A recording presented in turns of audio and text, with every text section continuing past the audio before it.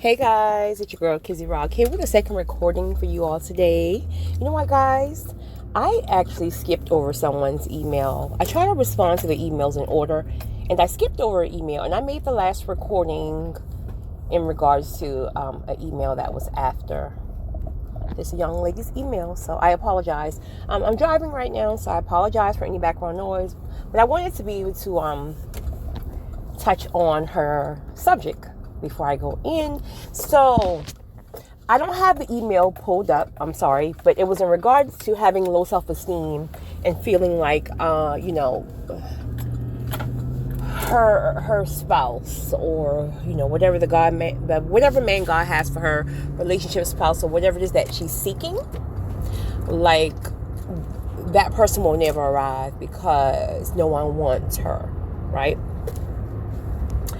And one thing I want to be very clear about to everyone, men and women, everyone has their own type, right?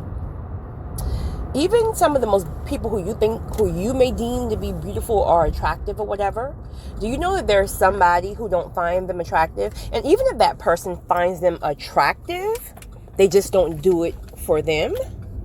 So it's important to understand that, we all have our own thing. Now, I'm not that individual. I'm not into looks. Now, I like certain things, but I'm not the one like he has to look this particular way. Listen, but some people are. Some people are like that. Some people are very vain. But I will say this: whoever the man that God has designed for you, or wife for you, that person will be attracted to you in every area.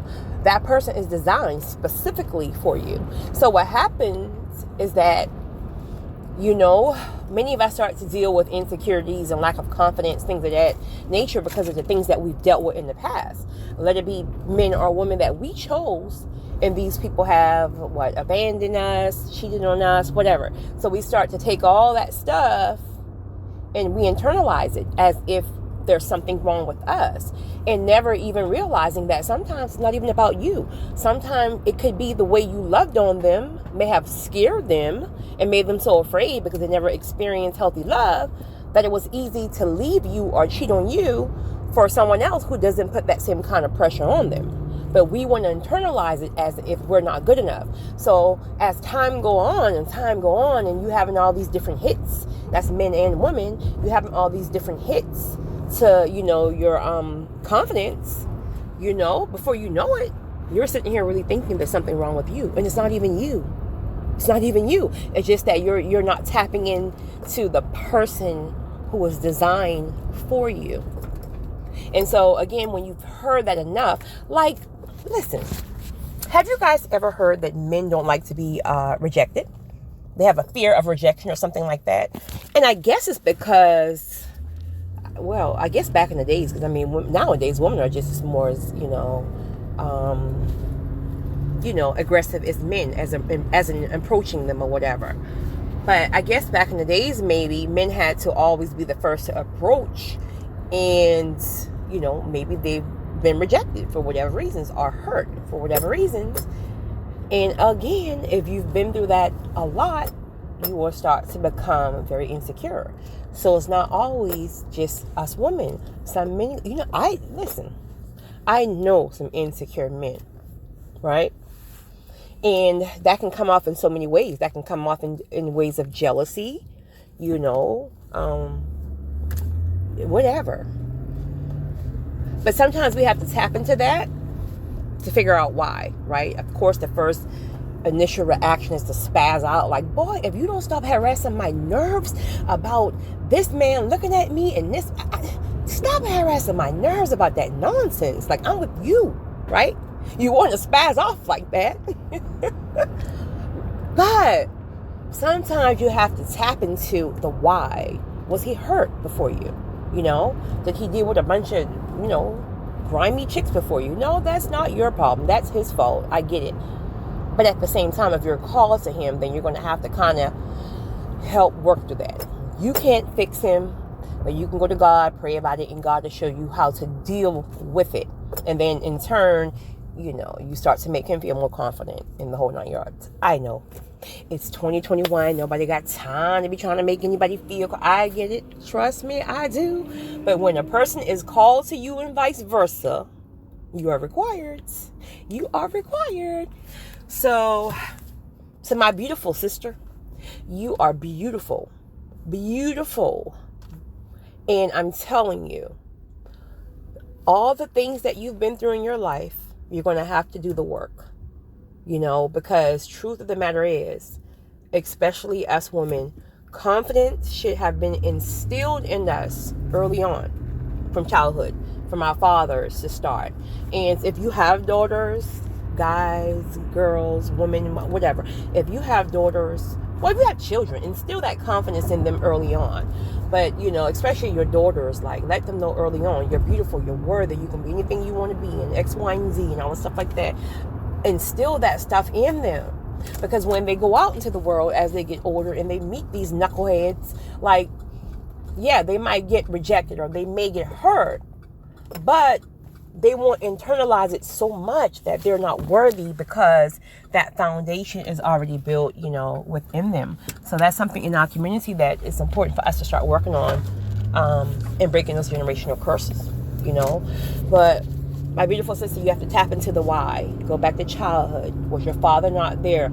So do you feel like because your father abandoned you, because you were not good enough for him to stay, that you have the mother who may have constantly, say nasty things to you because you reminded her of your father. You act like your father. Did you have a parent who was jealous of you because they felt like the father, you were daddy's girl, and you were now taking the place of the mother? Listen, things like this happen. I know it sounds crazy, but things like this happen all the time. And so now you had a parent who's jealous of you and putting all this crazy stuff in your head. Did you have siblings who were jealous of you and downloading things in your system? All these things play a part. Where you given away up for adoption and everybody else was kept, and you're like, why do you not feel worthy? Tap into your why, your childhood, right? If you had a great childhood and your first boyfriend or the first crush you had crushed you, and that set the tone. Did you get married and your husband or your wife cheated on you with you? Why? Why don't you feel worthy?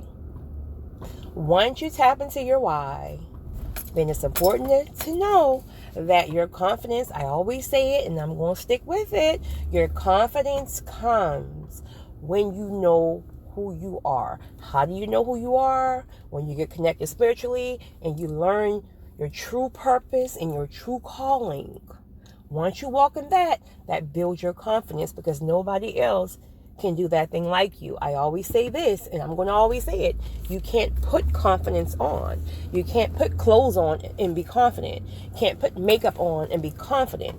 Confidence is internally, it exudes from you physically, but really it's internally, and you have to be so tapped into who you are.